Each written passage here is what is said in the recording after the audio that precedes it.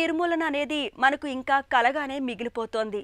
ప్రపంచవ్యాప్తంగా టీబీతో బాధపడుతున్న వాళ్ళలో, మరణిస్తున్న వాళ్ళలో మనవాళ్లే ఎక్కువగా ఉంటున్నారు. మన దగ్గర టీబీకి సంబంధించి ఆలస్యమే అతిపెద్ద సమస్యగా ఉంటుంది.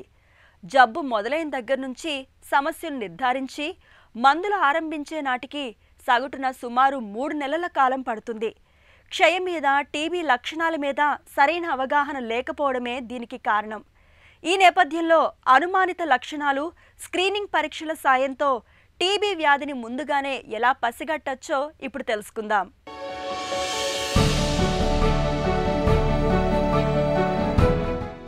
ట్యూబర్క్యులోసిస్, దీన్నే మనం వాడుకలో టీబీ అని, క్షయవ్యాధి అని పిలుస్తాం. చక్కటి మందులు అందుబాటులో ఉన్నప్పటికీ క్షయవ్యాధిని నేటికి మనలో చాలామంది భయంకరమైన అంటువ్యాధిగానే చూస్తున్నారు. నిజానికి టీబీని సకాలంలో గుర్తించి 3 నుంచి 6 నెలల పాటు మందుల కోర్సు వాడితే చాలు క్షయవ్యాధిని పూర్తిగా నయం చేసుకోవచ్చు. మరి టీబీని ఎలా గుర్తించాలి? 3 వారాలకు మించి దగ్గుతో బాధపడటం, దగ్గుతో పాటు కళ్ళపడటం, దగ్గినప్పుడు రక్తం కనబడటం, ఆకలి తగ్గిపోవటం, క్రమంగా బరువు తగ్గడం, ఇవన్నీ టీబీ అనుమానిత లక్షణాలే. ఇలాంటప్పుడు ఆలస్యం చేయకుండా వెంటనే డాక్టర్ని సంప్రదించాలి. కఫం, ఎక్స్రే పరీక్షల సాయంతో 60 నుంచి 70% కేసుల్లో టీబీని తెలుసుకోవచ్చు.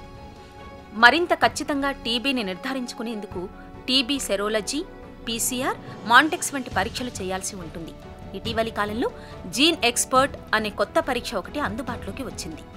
ఈ పరీక్ష సాయంతో కేవలం 2 గంటల్లోనే టీబీ సోకింది లేనిది తెలుసుకోవచ్చు.